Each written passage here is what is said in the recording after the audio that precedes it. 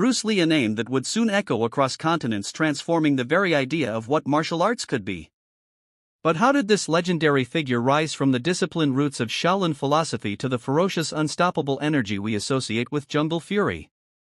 This is the untold story, a deep dive into Bruce Lee's incredible evolution. A journey that begins in ancient temples of discipline and ends in a storm of explosive motion, blending tradition with rebellion, spirit with fury, and calm precision with unstoppable power. Let's trace the footsteps of Bruce Lee from Shaolin serenity to jungle fury intensity. The roots: Shaolin philosophy and discipline. To understand Bruce Lee's fighting journey, we first need to understand where it all began. Although Bruce never formally trained as a Shaolin monk, the philosophy of Shaolin Kung Fu deeply influenced his early mindset. The Shaolin Temple represented balance, the perfect harmony between the mind, the body, and the spirit. It taught that martial arts wasn't just about striking your opponent, it was about conquering yourself. Young Bruce was fascinated by this idea. He was raised on the streets of Hong Kong, where fights were fast, raw, and dangerous. Yet he was also a thinker. Even in his teenage years, Bruce studied Taoism, Zen, and the spiritual roots of combat. From these studies, he developed an unshakable belief: to master fighting, one must master the self. In Shaolin philosophy, stillness is as powerful as movement. Meditation was just as important as sparring. Bruce took this wisdom and combined it with his relentless curiosity. He realized that every movement had to come from awareness, not blind aggression.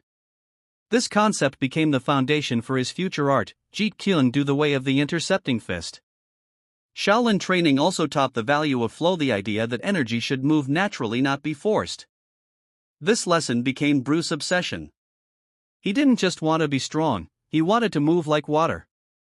Flexible, adaptable, unstoppable. The transition from structure to freedom. As Bruce grew older, his fighting style started evolving beyond traditional kung fu. He began to notice the limits of rigid styles. Wing Chun, his primary art under the great master Ip Man, was sharp and efficient, but Bruce wanted more. He respected Wing Chun practicality, the straight punches, the centerline theory, the close-range combat. But something inside him kept whispering, don't get trapped by form. Be free. This was the beginning of Bruce's transformation, moving from Shaolin structure to a wild, free energy that would one day become what fans describe as jungle fury. To Bruce, jungle fury wasn't about rage or chaos.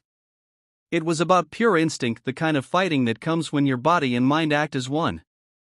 Think of it like a tiger, focused, explosive, and unpredictable. Bruce trained his body to react without thought. He called this the art of fighting without fighting. In his training sessions, Bruck